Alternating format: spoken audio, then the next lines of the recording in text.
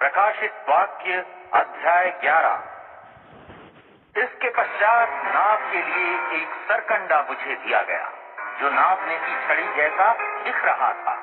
मुझसे कहा गया, उठ और परमेश्वर के मंदिर तथा वेदी को नाप, और जो लोग मंदिर के भीतर उपासना कर रहे हैं उनकी गिनती कर, किंतु मंदिर के बाहरी आंगन को रहने दे, उसे मत नाप, क्योंकि यह अधर्मियों को दे दिया गया है। वे 42 महीने तक पवित्र नगर को अपने पैरों तले रौंदेंगे। मैं अपने 2 गवाहों को खुली छूट दे दूंगा, और वो 1260 दिनों तक भविष्यवाणी करेंगे। वे उनके ऐसे वस्त्र धारण किए हुए होंगे जिन्हें शोक प्रदर्शित करने के लिए पहना जाता है।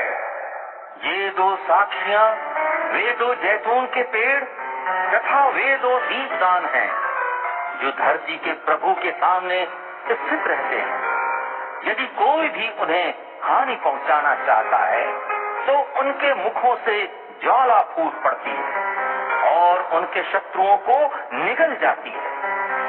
सो यदि कोई उन्हें हानि पहुंचाना चाहता है तो निश्चित रूप से उसकी इस प्रकार मृत्यु हो जाती है। वे आकाश को बांध देने की शक्ति रखते हैं, ताकि जब वे भविष्यवाणी कर रहे हों तब कोई वर्षा न होने पाए। उन्हें झरनों के जल पर भी अधिकार था, जिससे वे उसे लहू में बदल सकते थे।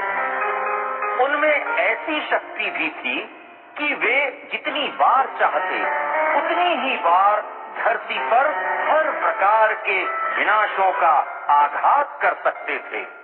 उनके साक्षी दे चुकने के बाद वह पशु उस महागर्त से बाहर निकलेगा और उन पर आक्रमण करेगा। वह उन्हें हरा देगा और मार डालेगा। उनकी लाशें उस महानगर की गलियों में पड़ी रहेंगी। यह नगर प्रतीक रूप से सदोम तथा मिस्र कहलाता है। यही उनके प्रभु को भी क्रूस पर चढ़ाकर मारा गया था। सभी जातियों, उपजातियों, भाषाओं और देशों के लोग उनके शवों को 3.5 दिन तक देखते रहेंगे, तथा वे उनके शवों को कब्रों में नहीं रखने देंगे। धरती के वासी उन पर आनंद मनाएंगे। वे उत्सव करेंगे तथा परस्पर उपहार भेजेंगे, क्योंकि इन दोनों नबियों ने धरती के निवासियों को बहुत दुख पहुंचाया था। किंतु 3.5 दिन बाद परमेश्वर की ओर से उनमें जीवन के श्वास में प्रवेश किया और वे अपने पैरों पर खड़े हो गए। जिन्होंने उन्हें देखा वे बहुत डर गए थे। फिर उन दोनों नबियों ने ऊंचे स्वर में आकाशवाणी को उनसे कहते हुए कहा, यहाँ ऊपर आ जाओ। तो वे आकाश के भीतर बादल में ऊपर चले गए। उन्हें ऊपर जाते हुए उनके विरोधियों ने देखा। ठीक उसी क्षण वहाँ एक भारी भूचाल आया और नगर का 10वां भाग ढह गया। भूचाल में 7,000 लोग मारे गए तथा जो लोग बचे थे वे भयभीत हो उठे और वे स्वर्ग के परमेश्वर की महिमा का बखान करने लगे। इस प्रकार अब दूसरी विपत्ति बीत गई है, किंतु सावधान, तीसरी महाविपत्ति शीघ्र ही आने वाली है। 7वें स्वर्गदूत ने जब अपनी तुरही फूंकी तो आकाश में तेज आवाजें होने लगी। वे कह रही थी, अब जगत का राज्य हमारे प्रभु का है और उसके मसीह का ही। अब वह सुशासन युग युगों तक करेगा।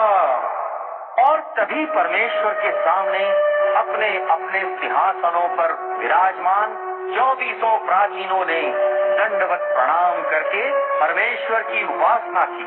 वे बोले, हे सर्वशक्तिमान प्रभु परमेश्वर, जो है जो था, हम तेरा धन्यवाद करते हैं। तूने ही अपनी महाशक्ति को के शासन का आरंभ किया था। अन्य जातियां क्रोध में भरी थी, किंतु अब तेरा कोप प्रकट समय और न्याय का समय आ गया। उन सब ही के जो प्राण थे विसारे, और समय आ गया कि तेरे सेवक प्रतिफल पाएं। सभी नबी जन, तेरे सब जन और सभी जो तुझको आदर देते, और सभी जो छोटे जन हैं और सभी जो बड़े बने हैं, अपना प्रतिफल पावे। उन्हें मिटाने का समय आ गया, धरती को जो मिटा रहे हैं। फिर स्वर्ग में स्थित परमेश्वर के मंदिर को खोला गया तथा वहाँ मंदिर में वाचा की वह पेटी दिखाई। फिर बिजली की चकाचौंध होने लगी, मेघों की गर्जन सर्जन और घड़घड़ाहट के शब्द, भूकंप और भयानक ओले बरसने लगे।